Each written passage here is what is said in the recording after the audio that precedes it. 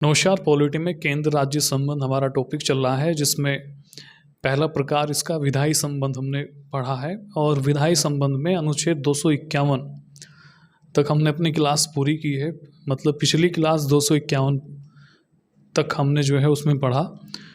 विधायी संबंध में राज्य सूची के विषयों पर संसद को किन परिस्थितियों में कानून बनाने का अधिकार होगा, ये टॉपिक हमारा विधायी संबंध में चल रहा था, जिसमें हमने 5 अनुच्छेद या इसी संविधान में 5 परिस्थितियों का वर्णन किया गया है कि संसद को राज्य सूची में दिए गए विषयों पर कानून बनाने का अधिकार होगा। इसमें आर्टिकल 249 पढ़ा था हमने, ये पहला 5 में से पहला प्रकार है। आर्टिकल 250, 252, 253, 356, ये 5 ऐसे अनुच्छेद हैं जिनमें प्रावधान किया गया है कि कोई असाधारण परिस्थिति उत्पन्न होती है तो उस स्थिति में संसद को राज्य सूची में जो विषय दिए गए हैं उस पर कानून बनाने का अधिकार होगा। इसको कंप्लीट करते हैं। इसके साथ हमारा विधायी संबंध, केंद्र और राज्यों के बीच जो विधायी संबंध है वो कंप्लीट हो जाएगा। तो हेडिंग क्या लगाएंगे? हेडिंग लगाएंगे केंद्र राज्य के विधायी संबंध।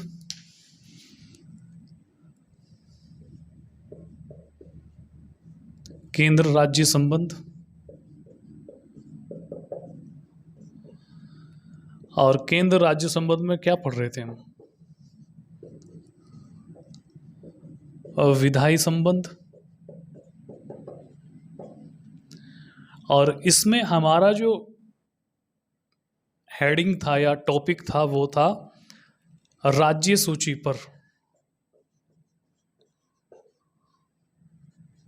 संसदीय कानून। इसका मतलब क्या है?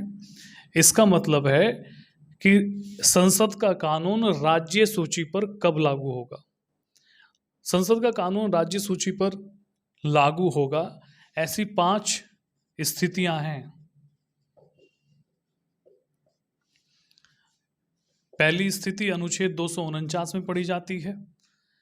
दूसरी स्थिति 250 में पढ़ी जाती है। तीसरी 252 में पढ़ी जाती है। चौथी स्थिति 253 में पढ़ी जाती है। और 5वीं 356 अनुच्छेद में पढ़ी जाती है। अब ये जो स्थितियां हैं ये किस तरह से इनको समझा जाता है, इसमें हमने पढ़ा था अनुच्छेद 249 में कि यदि राज्यसभा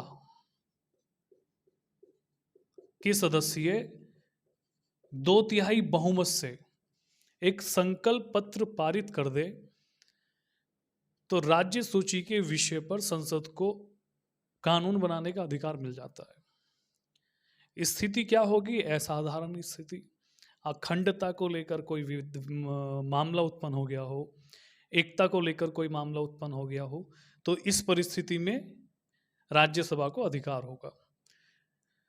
250 में अगर देश के किसी भी कोने में या भारत के किसी भी राज्य में या राज्य के किसी क्षेत्र में आर्टिकल 352 लागू हो जाता है तो इस स्थिति में उस राज्य में जो राज्य सूची को अधिकार है, राज्य सूची पर कानून बनाने का अधिकार जो राज्य को है, वो शक्तियां संसद के पास चली जाती हैं। ये कब 250 क्या कह रहा है? 250 राष्ट्रीय आपात की बात कर रहा है। देश में राष्ट्रीय आपातकाल लगेगा तो क्या होगा? अरे भाई वाह! तो देश में राष्ट्रीय आपातकाल लगेगा और राष्ट्रीय आपातकाल लगा, अनुच्छेद 250 एक्टिव हो जाएगा। और 250 में प्रावधान क्या है? 250 में प्रावधान है कि उस क्षेत्र में या उस राज्य में अब राज्य विधानमंडल का अधिकार नहीं होगा, अब संसद जो है उसको रूलिंग करेगी, उस पर कानून बनाएगी। उसके बाद अनुच्छेद 252, अनुच्छेद 252 में प्रावधान है जब 2 या 2 से अधिक राज्य अनुरोध करे संसद से कि भी आप जो है हमारे किसी अमुक विषय पर कानून बना लीजिए, हमसे नहीं बन रहा। मतलब जब राज्य सरकारें अपनी शक्तियां समर्पित कर दे संसद के समक्ष, तो ये स्थिति अनुच्छेद 253 में बनती है। अनुच्छेद 252 में, अनुच्छेद 253 में स्थिति है जब अंतर्राष्ट्रीय संधि या समझौता लागू करना हो। देखो, केंद्र सरकार या संसद के दायित्व राष्ट्रीय स्तर पर भी है और अंतर्राष्ट्रीय स्तर पर भी है। मित्रता रखने के लिए वैश्विक स्तर पर संधियां और समझौते किए जाते हैं देशों में आपस में। अब अगर राज्य सूची का कोई ऐसा विषय है जो अंतर्राष्ट्रीय संधि और समझौते में बाधा बनता है, या कोई ऐसा विषय राज्य सूची में आ जाता है, तो उस विषय पर राज्य सरकार को अधिकार नहीं होगा निर्णय लेने का। उस पर निर्णय कौन लेगा? उस पर निर्णय संसद लेगी।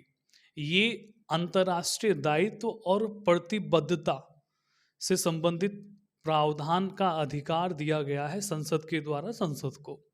प्रतिबद्ध है वो अंतर्राष्ट्रीय स्तर पर और राष्ट्रीय स्तर पर अपने दायित्वों को निभाने के लिए। उसके बाद अनुच्छेद 356 बहुत चर्चित है, इतना चर्चित है कि काफी विवादित विषय है ये। जब किसी राज्य में राष्ट्रपति शासन लागू हो जाता है तो उस राज्य की सारी शक्तियां किसके पास जाएंगी? संसद के पास। तो संसद यहाँ पे कानून बना सकती है। अब हमने जो है 249 को पढ़ा था, 250 को पढ़ा था, अब 252 को पढ़ते हैं। ठीक है, तो 252 में हम क्या लिखेंगे? अनुच्छेद 252 में हम लिखेंगे क्या? अनुच्छेद 252 यहां लिख दे, यहां लिख देता हूं। जब दो या दो से अधिक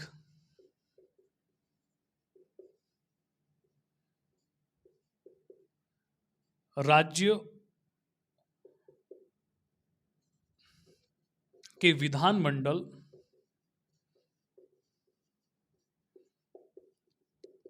प्रस्ताव पारित कर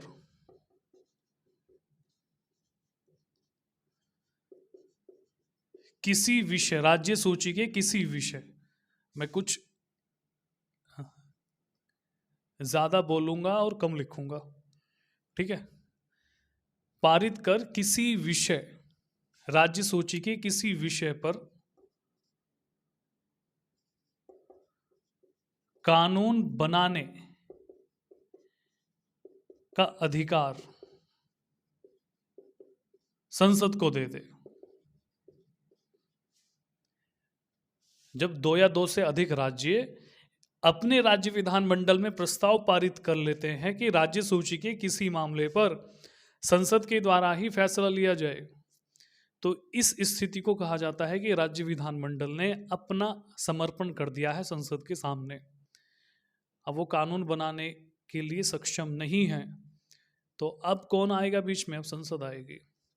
इसमें ये बात याद रख लेना है कि जिन राज्यों ने ऐसे प्रस्ताव पारित किए हैं उन राज्यों के संबंध में ही राज्य सूची के विषयों पर संसद कानून बनाएगी।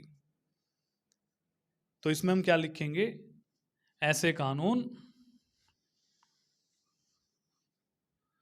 संसद ऐसे कानून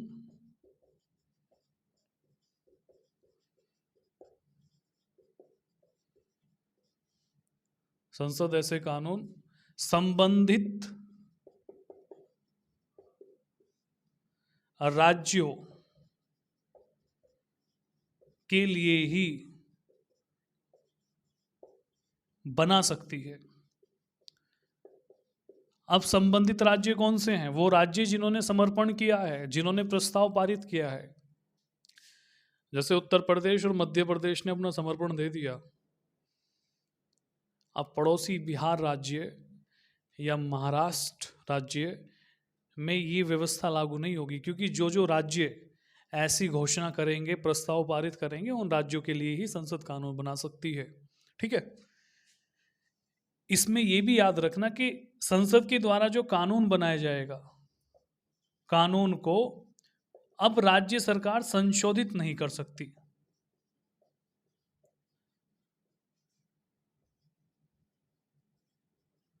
और ना ही समाप्त कर सकती हैं। ये नहीं होगा कानून पारित करा लिया और तुरंत से संशोधन कर दे या समाप्त कर दे, ऐसा नहीं होगा। संसद के द्वारा बनाया गया कानून है, छोटी मोटी बात थोड़ी है कुछ। तो अनुच्छेद 252 में जो प्रावधान था हमने ऐसे ही कैसे पढ़ लिया। इसमें एक दो उदाहरण पढ़ लें। एक दो उदाहरण किसका पढ़ा जा सकता है?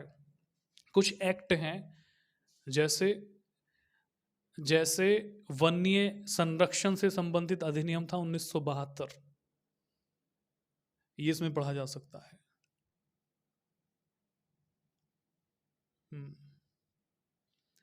एक प्रतियोगिता पुरस्कार से संबंधित अधिनियम था संभवतः 1955, वो भी इसमें पढ़ा जा सकता है। एक दो और है, मुझे दो ही याद आ रहे हैं अभी। तो ये जो है आर्टिकल 252, याद रखना, दो राज्य या दो से अधिक राज्य अपना समर्पण कर दें संसद के सामने, शक्ति का त्याग कर दिया जी, ठीक है। उसके बाद नेक्स्ट 253,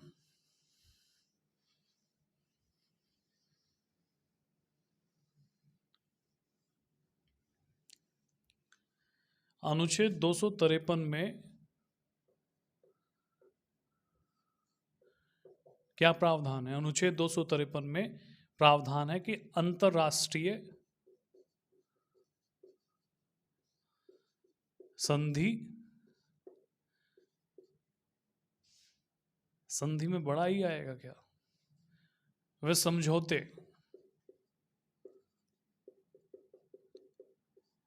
समझौतों को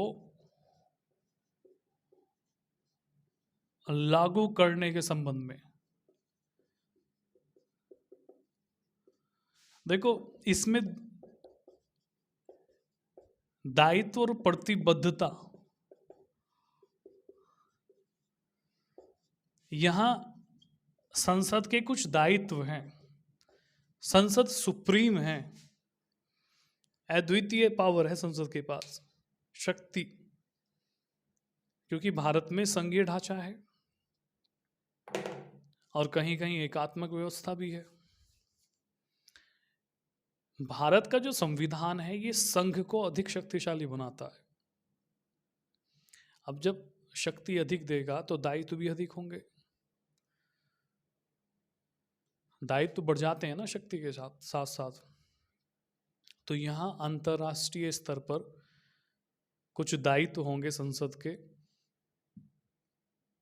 कुछ प्रतिबद्धताएं होंगी संसद की, उनको लागू करने से संबंधित या उनको क्रियान्वित करने से संबंधित कुछ ऐसे काम अगर संसद को करने पड़ रहे हैं जिसमें राज्य विधान मंडल की शक्तियों का दोहन हो रहा है, तो भी कर सकता है संसद। लेकिन कारण क्या होगा? अंतर्राष्ट्रीय समझौते और संधि से संबंधित। अब इसमें दोहन कैसे? अब दोहन ऐसे, जैसे राज्यों को ये शक्तियां संविधान के द्वारा दी गई है कि भी राज्य सूची में जितने भी विषय होंगे उन पर कानून बनाने का अधिकार किसको है? राज्य विधानमंडल को। लेकिन अनुच्छेद 253 यहाँ इसमें प्रावधान है कि अंतर्राष्ट्रीय संधि और समझौतों को लागू करने के संबंध में अगर राज्य सूची के किसी विषय पर संसद को कानून भी बनाना पड़े, जबकि यह अधिकार राज्य का था, राज्य को यह शक्ति दी गई थी राज्य सूची के विषय पे कानून बनाने का, तो संसद ऐसा कानून भी बना सकती है। इसमें जेनेवा समझौता 1960, इसमें जो संयुक्त राष्ट्र संघ है उसमें रक्षा संरक्षण से संबंधित एक्ट पारित किया गया, वो भी इसी में पढ़ा जाता है। मतलब एक दो उदाहरण इसमें समझे जा सकते हैं। तो ये अनुच्छेद 253 हमारा कंप्लीट हो गया। उसके बाद 356, 356 का मतलब है राष्ट्रपति शासन। अनुच्छेद 356,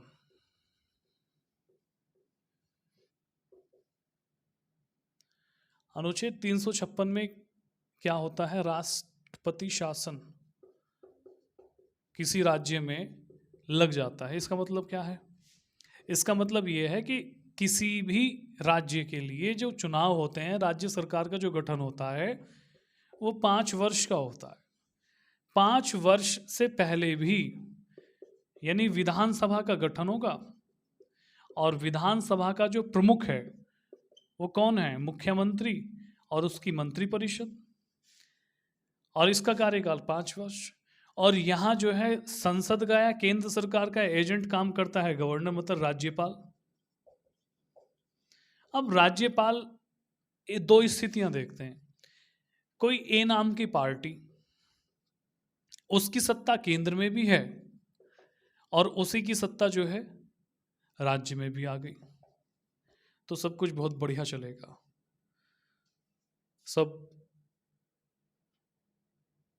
सब कुछ ठीक है, बढ़िया है, क्योंकि पार्टी एक है। लेकिन यही परिस्थिति बदल जाएगी, और ऐसी स्थिति में, जो पहली स्थिति है, ऐसी स्थिति में संभावना रहती है कि भी राज्य सरकारें अपना पूरा कार्यकाल करेंगी 5 वर्ष का, क्योंकि केंद्र में भी वही पार्टी है। लेकिन अगर राज्य में कोई बी नाम की पार्टी बैठ गई तो ज़्यादा चांस हो जाते हैं कि राज्यपाल परेशान करेगा, या राज्यपाल या विधानसभा के बीच सामंजस्य नहीं बैठेगा। अब ये जो परेशानी है ये देखते देखते इतनी बढ़ जाती है कि एक समय बाद 5 वर्ष से पहले भी कार्यकाल को रोक दिया जाता है और राष्ट्रपति शासन लग जाता है। संविधान में क्या प्रावधान है? ये तो इसका मिसयूज हो गया भाई। ये बात क्या है जो हम बात कर रहे हैं? ये तो एक गलत तरीका है जो देखा जाता है, जो होता है गलत है लेकिन होता है ऐसे ही, ठीक है। लेकिन संविधान में क्या कहा गया है? संविधान में ये कहा गया है कि जब किसी राज्य में संवैधानिक तंत्र विफल हो जाए,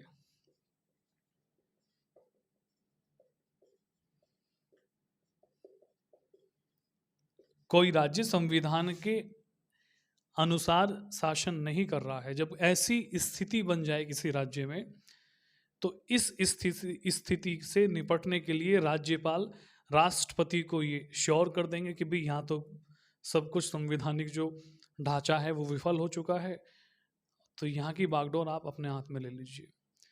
तो इस स्थिति को राष्ट्रपति शासन कहा गया है। अब राष्ट्रपति शासन जहाँ लागू होगा, जिस राज्य में भी लागू होगा, तो इसमें जो शासन व्यवस्था है उसे बनाए रखने के लिए, चलाने के लिए कानून जरूरी है।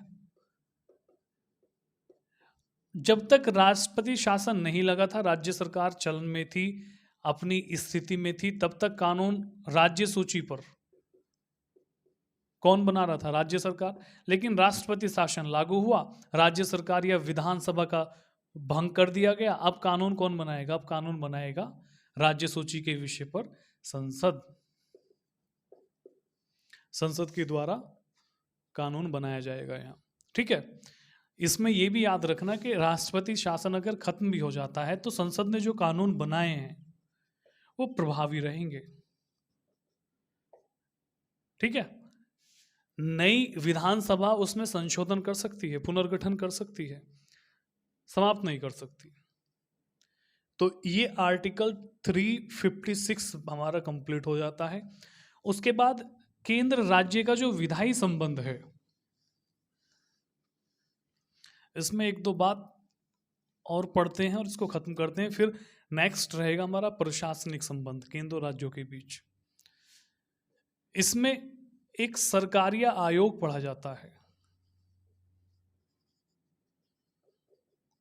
ये जो सरकारिया आयोग है इसका गठन हुआ था 1983 में।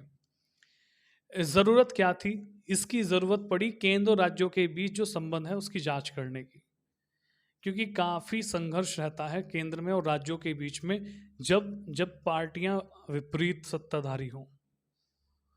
तो यहाँ जो है सरकारिया आयोग का गठन किया गया और इसके जो अध्यक्ष हैं वो RS सरकारिया बनाए गए।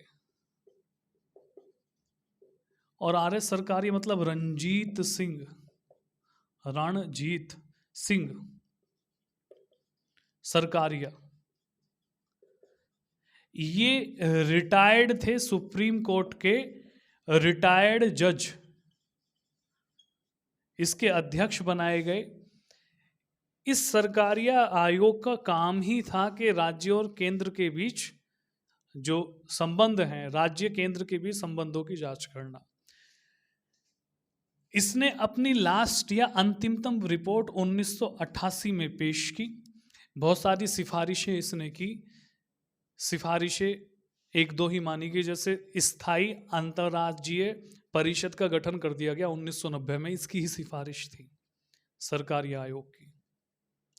और इसने सिफारिश की कि राज्यपाल की जो नियुक्ति होती है राज्यों में, वो वहाँ के मुख्यमंत्री से परामर्श कर की जानी चाहिए और अच्छा व्यवहार करना चाहिए राज्यपाल को उस राज्य के मुख्यमंत्री या विधान सभा के साथ। अगर सत्ताधारी दल अन्य पार्टी का है और केंद्र सरकार अन्य पार्टी की है, तो भी राज्यपाल का जो दायित्व है वो निष्पक्ष रूप से निर्वाह राज्यपाल को करना चाहिए, किसी भी राज्य सरकार के प्रति, चाहे दल कोई भी हो। रिपोर्ट पेश की गई, सिफारिशें दी गई, सिफारिशें अधिकतम सिफारिशें नहीं मानी गई और सरकारी आयोग जो है ठंडे बस्ती में चला गया, लेकिन केंद्र राज्य के संबंध में पढ़ा जाता है। तो लास्ट था ये हमारा। इसमें याद रखना, सरकारी आयोग केंद्र राज्यों के संबंध की जांच करने के लिए गठित किया गया था। 1983 में इसका गठन हुआ। रणजीत सिंह सरकारिया जो सुप्रीम कोर्ट के रिटायर्ड जज थे, इसके अध्यक्ष बनाए गए। अंतिमतम 1988 में इसने अपनी रिपोर्ट पेश की। बहुत सारी सिफारिशें की गई इस आयोग के द्वारा, लेकिन एक दो सिफारिशें ही को जीवंत किया गया, जैसे स्थायी अंतर्राज्यीय परिषद का गठन कर दिया गया 1990 में। इसने राज्यपाल को कुछ दायित्व और निष्पक्ष रूप से काम करने की सिफारिशें की। इसने कहा कि राज्यपाल की नियुक्ति जिस राज्य में की जाती है उस राज्य के मुख्यमंत्री से परामर्श लिया जाए और ऐसी परिस्थितियां उत्पन्न ना हो जो राज्यपाल और मुख्यमंत्रियों के बीच गतिरोध या संघर्ष पैदा हो। लेकिन सिफारिशें नहीं मानी गई। वर्तमान में देखते हैं काफ़ी संघर्ष रहता है राज्यपाल और राज्य सरकारों के बीच। तो ये हमारा विधायी संबंध कंप्लीट होता है। इसमें आज इतना ही पढ़ेंगे। नमस्कार, धन्यवाद।